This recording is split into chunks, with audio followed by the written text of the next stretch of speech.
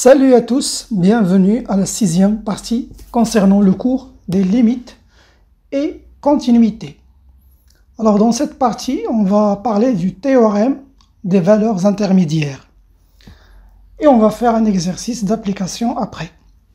Alors, première proposition, on se donne une fonction ici, une fonction continue, sur intervalle AB. On voit bien qu'il n'y a pas de coupure. C'est une fonction continue sur l'intervalle AB. Voici l'image de A, f de A, et voici l'image de B.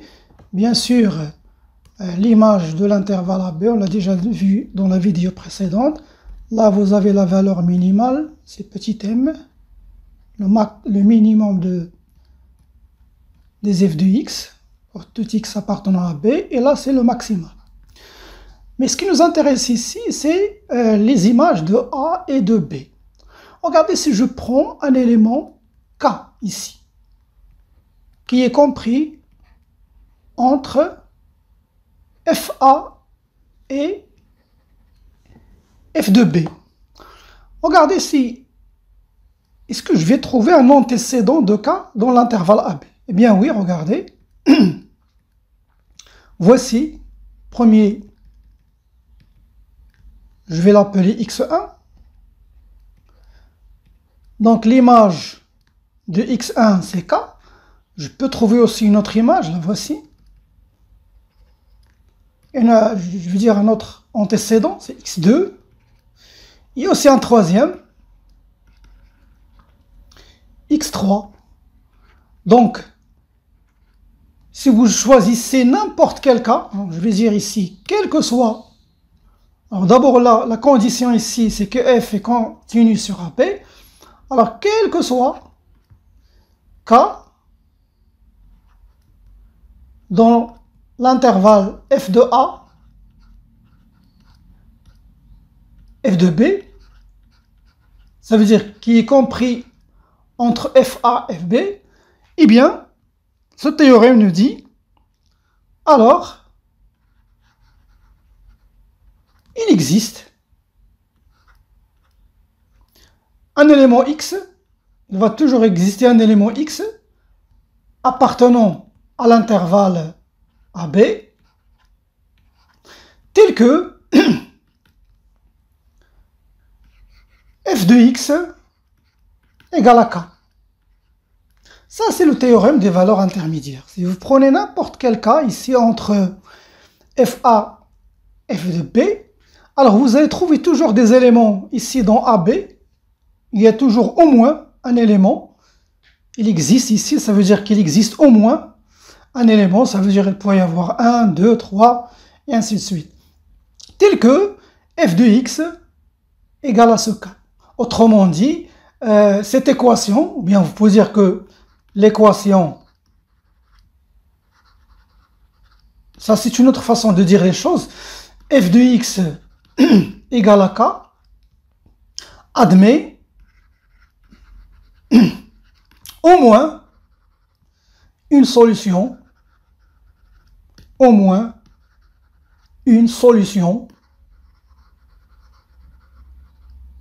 sur AB. Lorsqu'on cherche la solution, ça veut dire on cherche le x. Le x, il est dans l'intervalle AB. Voilà ce que nous dit le théorème des valeurs intermédiaires. Il y a un autre cas de figure, ou bien un cas particulier de cette proposition, c'est lorsque, ici, vous avez le f de A, ici, regardez dans ce cas, le f de A, il est négatif, et le f de B est positif. Et là, le 0 ici,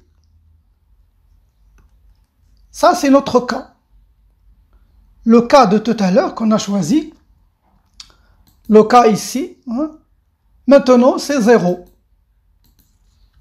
Notre cas maintenant, dans ce cas c'est 0.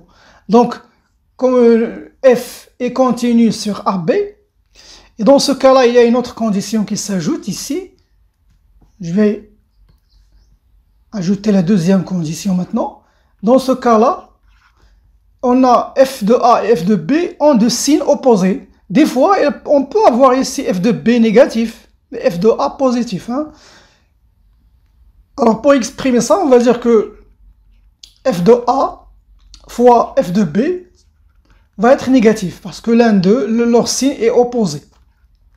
Alors si ces conditions sont vérifiées, ça veut dire que le 0 ici, 0, il appartient à je vais dire ça entre parenthèses, ça veut dire 0 appartient à l'intervalle FA, f de B. Donc qu'est-ce qu'il nous dit le théorème des valeurs intermédiaires? C'est le 0, d'abord c'est f est continu sur AB, si le 0 appartient à f de A, donc il existe, alors, je vais mettre une implication, alors, il existe au moins un x dans l'intervalle AB tel que f de x va être égal à 0, à k, comme tout à l'heure. Le k ici c'est 0. Autrement dit, l'équation, je vais le répéter, et c'est souvent ce qu'on vous pose dans les exercices. On vous donne de montrer que l'équation f de x égale à 0 admet au moins une solution sur l'intervalle AB. Donc vous allez d'abord vérifier ces deux conditions. Il faut montrer que f est continu sur AB. Deuxièmement, il faut s'assurer que f de A et f de B ont de signes opposés. Ça veut dire soit f de A négatif, f de B positif, ou bien le contraire. Ça veut dire f de A positif et f de B négatif. Si vous avez satisfait ces deux conditions, vous pouvez dire, alors il existe. Vous pouvez d'abord avancer une phrase, dire, alors d'après le théorème des valeurs intermédiaires, l'équation f de x égale à 0 admet au moins une solution sur l'intervalle AB. Il y a un autre cas de figure. Là, vous voyez, on parle des fonctions qui ont une monotonie qui change. Elles sont décroissantes, croissantes, décroissantes. Ça veut dire que cette monotonie n'est pas stricte. Qu'en est-il dans le cas où on a une monotonie stricte? Eh bien, regardez. Si vous avez ici la monotonie stricte, là on a trois conditions maintenant. Première condition, on a ici f continue sur AB. Voilà la première condition. Dans ce cas, dans cette deuxième condition, toujours on a f est strictement, vous voyez qu'il est strictement croissante. Et c'est valable aussi lorsqu'il est décroissante, strictement décroissante. Donc, deuxième condition, c'est la monotonie stricte. Troisième condition qui s'ajoute dans ce cas, c'est que toujours f de A, f de B ont de signes opposés. Donc, si on a cette condition, maintenant le 0 ici, combien elle va avoir de solutions? Regardez, voici la seule solution. x0. Donc, il y a une unique solution. Ce n'est pas comme le cas de tout à l'heure. Regardez, pour le 0 ici, on a cette solution, x1, on a une deuxième solution, x2, et on a une troisième solution, x3. Parce que la monotonie n'est pas stricte. Mais dans le cas où il y a une monotonie stricte, il va y avoir une unique solution. Donc alors, je vais mettre ici l'implication.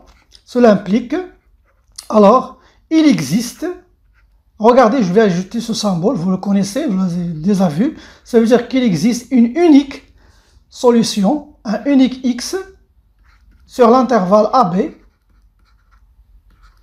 tel que f de x égale à 0. Bien, je vais l'écrire autrement. L'équation f de x égale à 0 admet une unique solution sur l'intervalle AB.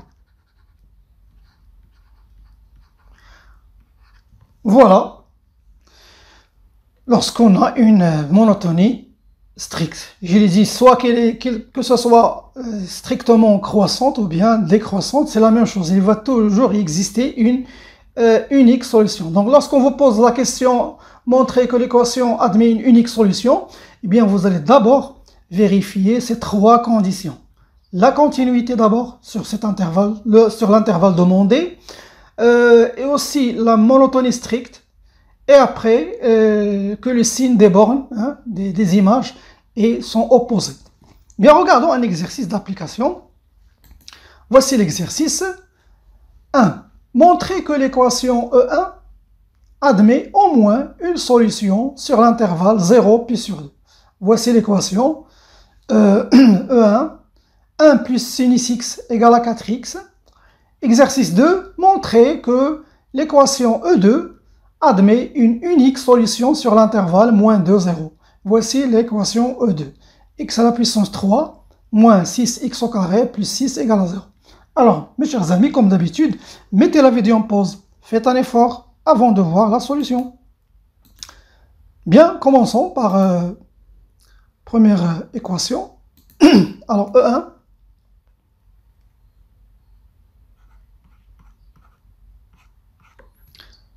« 1 plus sinus x égale à 4x.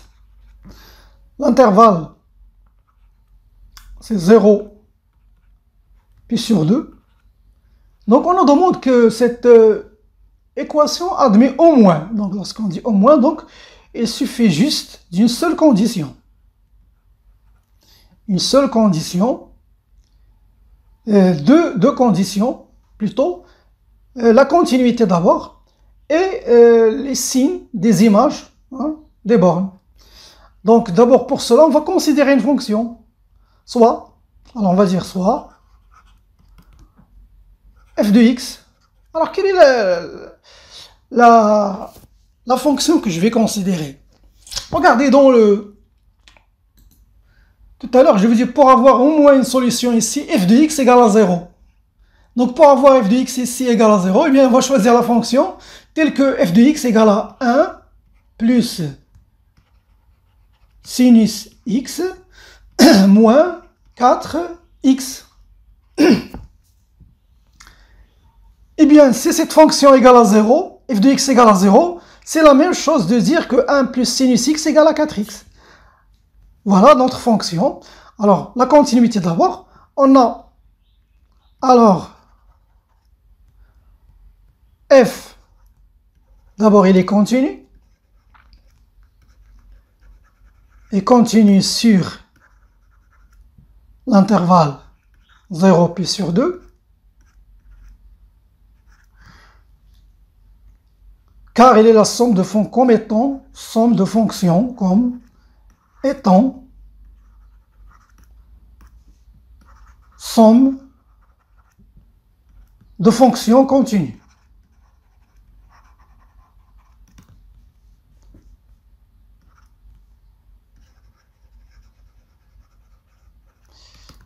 Sur l'intervalle 0.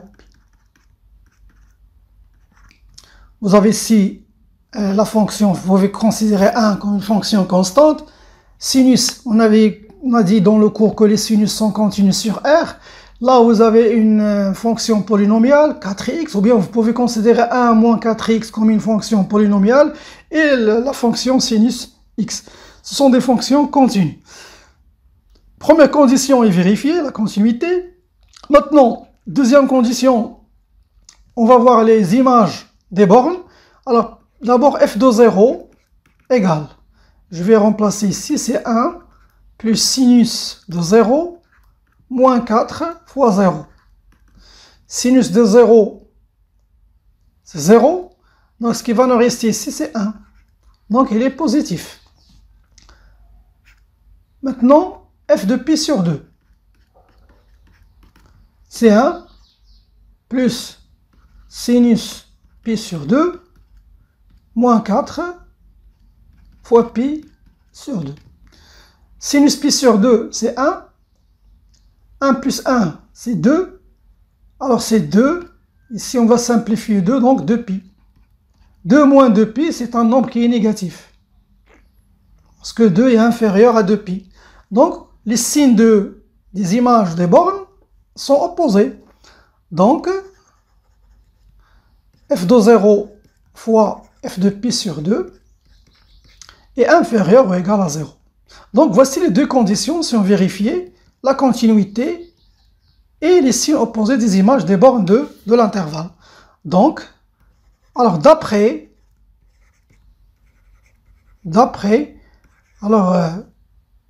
le théorème, je vais mettre T, théorème des valeurs intermédiaires. TVI, théorème des valeurs intermédiaires.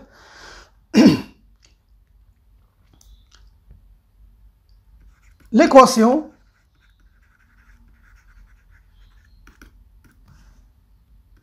f de x égale à 0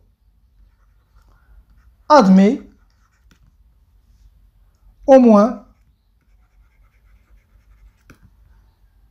une solution sur l'intervalle 0 puis sur 2. Alors, si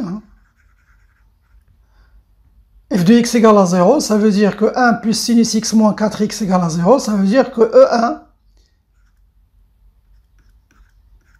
admet, parce que, regardez, dire que f de x égale à 0, ça veut dire que 1 plus sinus x moins 4x égale à 0. Cela aussi équivalent à dire que 1 plus sinus x égale à 4x. Et ça, c'est notre équation E1. E1 admet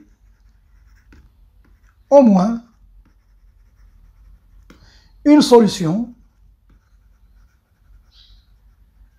sur l'intervalle 0 puis sur 2. Voilà, passons au deuxième exercice. Maintenant, dans ce deuxième exercice, montrez que l'équation E2 admet une unique solution. Alors, E2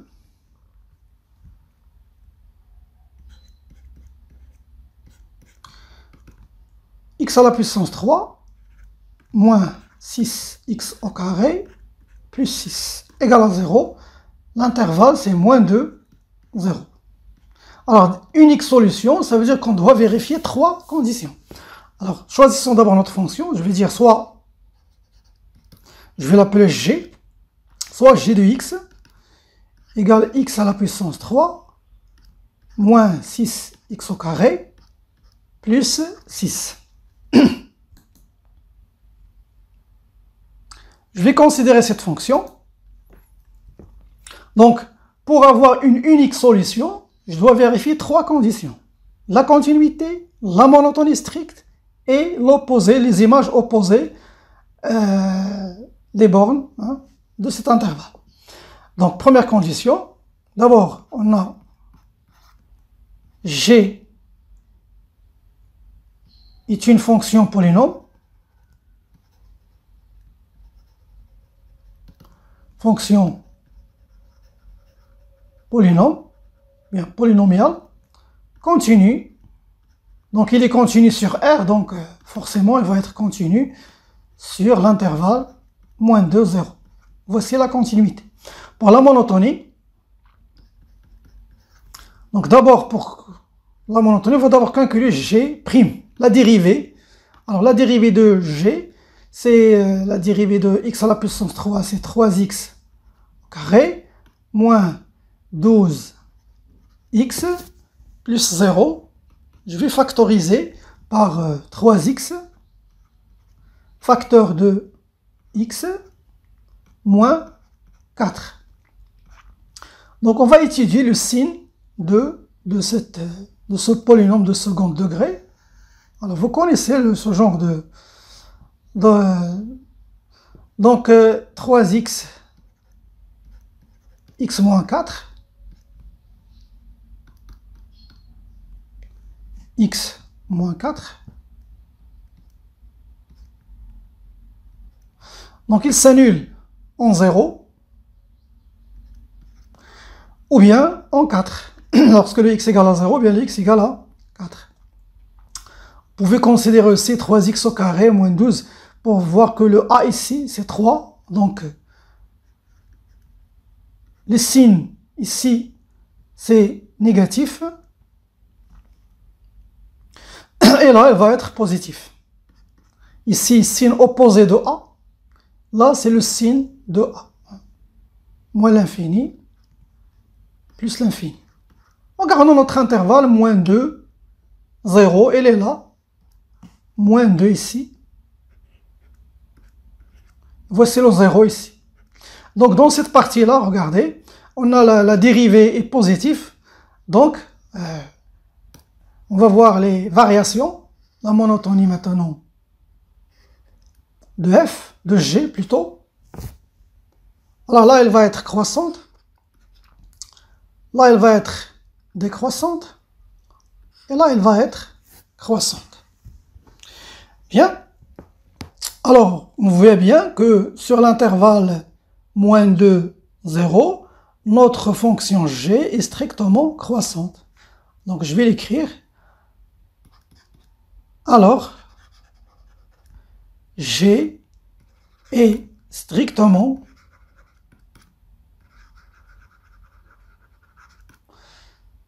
croissante sur l'intervalle moins 2, 0. Voici, on a vérifié la monotonie stricte. Reste maintenant à vérifier calculer les images. Donc d'abord, f de moins 2, plutôt g, on appelle la fonction g, g de moins 2, donc c'est moins 2 à la puissance 3, moins 8, 2 au carré, c'est 4, donc moins 24, 6 fois 4, plus 6.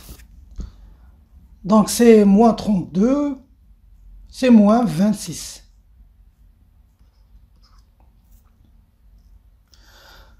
C'est un nombre qui est négatif. Maintenant, g de 0. G de 0, c'est 0 plus moins 0 plus 6, donc ça vaut 6. G de 0 égale à 6, qui est positif. Donc voici la troisième condition vérifiée. G de moins 2 fois G de 0 est un nombre négatif, ça veut dire qu'ils ont deux signes opposés.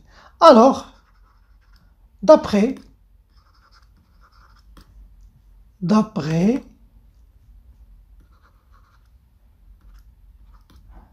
le théorème des valeurs intermédiaires, l'équation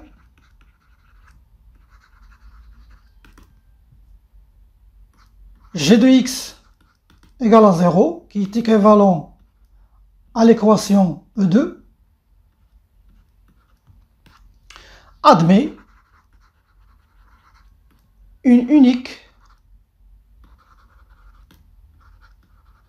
solution sur l'intervalle moins 2, 0. Voilà mes chers amis, c'est la fin de cette vidéo. Je vous donne rendez-vous à la prochaine.